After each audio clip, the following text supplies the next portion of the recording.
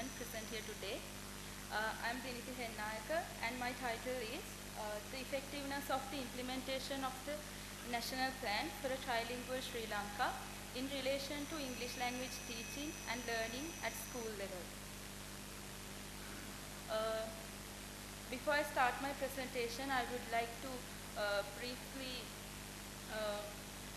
speak few words about the trilingual policy. The trilingual policy was first implemented in the year 2012 as part of a recommendation under the LLRC report, and the LLRC report recommended to ensure that the English language policy is implemented and to provide for a trilingual education. And when providing a trilingual education, the trilingual plan focuses on three sectors, mainly on schools, universities, and public sector. And for the purpose of this study, I have chosen schools. And when analyzing the role of English in school level, English is promoted as a life skill under this trilingual policy. And under this, the English is focused for its utility value. So that means, unlike in the previous methods, here the more focus is given to the oral skills to enhance oral skills. So many programs are introduced to enhance oral skills under this trilingual policy. And my study is based upon that, and I will be discussing on the drawbacks shown and the challenges faced in the implementation process, and finally some recommendations in order to improve the quality of the trilingual plan. Actually, English language is very important for the development of Sri Lanka, because it is highly important to equip Sri Lanka with necessary knowledge and technical skills required for the modern employment market. And in doing so, English plays a distinctive role in the country's development. So moving on, in order to decide the effectiveness of the trilingual plan, I have based my research on the field setting. Institutions established for the implementation of trilingualism in Sri Lanka: Ministry of National Languages and Social Integration, Ministry of Education, National Institute of Education, and schools in mainly based on the Western Province, because Western Province can be considered as the most advantaged area in regards to education. When talking about the data collecting methods,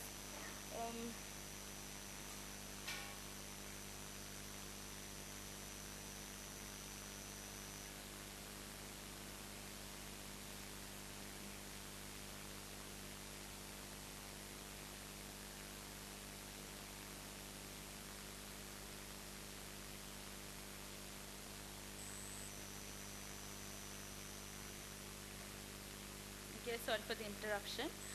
When talking about the data collecting methods, primary sources are interviews, structured and semi-structured interviews, and questionnaires given to school teachers in 20 Western Province schools. Secondary sources are mainly reports, articles, books written on the trilingual policy and other language policies. And moving on, now we shall proceed to discuss about the findings and analysis made through this study. Under this program, the following programs have been proposed, and by the year 2014, we are in the middle of the stage 1, which is to be completed by year 2016. And in the year 2014, when it comes to training of trainers, they have already been trained under the master trainer programs, which has been first implemented in the year 2009 under the roadmap program, and already there are 122 master trainers spread across all over the island. And when it comes to teacher recruitment and training, the 10-day training, especially focusing on the life skill program, is given to all the teachers around the island. And according to the questionnaires given to the teachers, it has been found that 100% When it comes to new textbooks, activities and materials, several procedures have already been taken, such as introduction of teacher guide, distribution of toolbox of activities in 2013, the English-speaking schools, the test program, distribution of activity book with listening CETs for grade 6 to 8, 9 students. When it comes to examination reforms, it has been already planned to introduce listening and reading to the GCE O-level examination, but till date it has not been implemented. It's still being decided.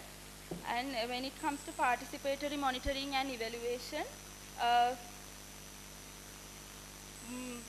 monitoring processes are conducted by master trainers as well as in-service advice officers. These are the programs that are being carried out by the year 2014. And now we shall move on to discuss about the various drawbacks shown during the implementation process. As mentioned earlier, several programs have already been introduced, but when looking at the implementation process, there has been many drawbacks, such as the following drawbacks: lack of teachers, surplus of teachers, classroom structure, and the school curriculum. When I say lack of teachers and surplus of teachers, according to the sample, there were schools where the teachers were, the required number of teachers were not present, while on the other hand, there were schools where the number of teachers required were more than enough to cater to the need of the students. And when it comes to the classroom structure, as I mentioned earlier, the implementation is basically to enhance the oral skills of the student, but given the classroom structure where the children are limited to the four walls of a classroom, it is really hard to manage the noise, and the teacher find it hard to give her best under such circumstances. And when it comes to school curriculum, although there has been a separate period for life skills, it should be noted that apart from that, the school syllabus follows a separate syllabus. That means that the school syllabus comes at the end of the year, the student is tested according to that, not under the life skills program. So that is also an issue. The upliftment of results, student-based assessment, all these make the teacher focus less on the trilingual policy and more upon the school syllabus. The challenges faced under the implementation process are as follows: human resources, distribution of resources, exam-oriented mindset, and the attitude. When it comes to human resources, as I mentioned earlier, there are issues relating to the teachers and trainers as well. Distribution of resources,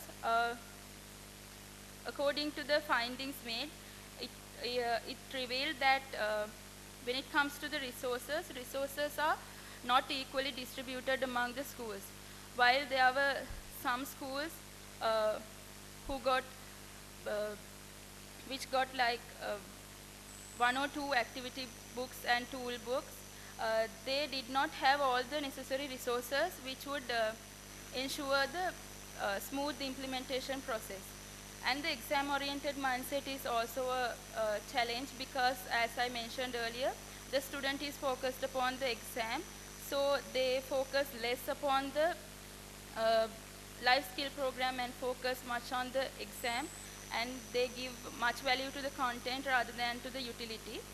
And the attitude, although all these programs have been already implemented, it should be noted that the students still shies away from using the language even in a classroom scenario. So in a practical situation, their attitude is a challenge phase. According to the findings made, I have come to this conclusion that although there has been an increase in results, if you look at the presentation, you would see that in 2008, the pass percentage has been 30.6, and it has increased by the year 2012. because after 2008, the 2009 roadmap program came into being, and the English as a life skill concept was first introduced there.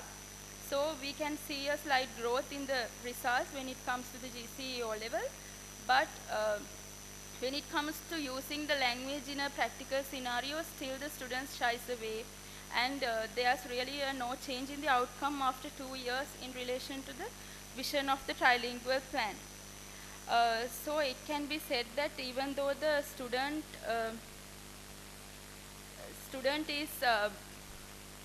has gained some knowledge in the content value like grammar and all that, that student still lacks the knowledge on the correct usage of English language. So this is the conclusion. Now we shall move on to the recommendations. A better coordination, implementation of oral exams, change of classroom structure, change in attitudes are the recommendations that can be made after going through the findings, because if these recommendations are implemented, it could be said that the potential of the trilingual plan could be improved. Thank you very much.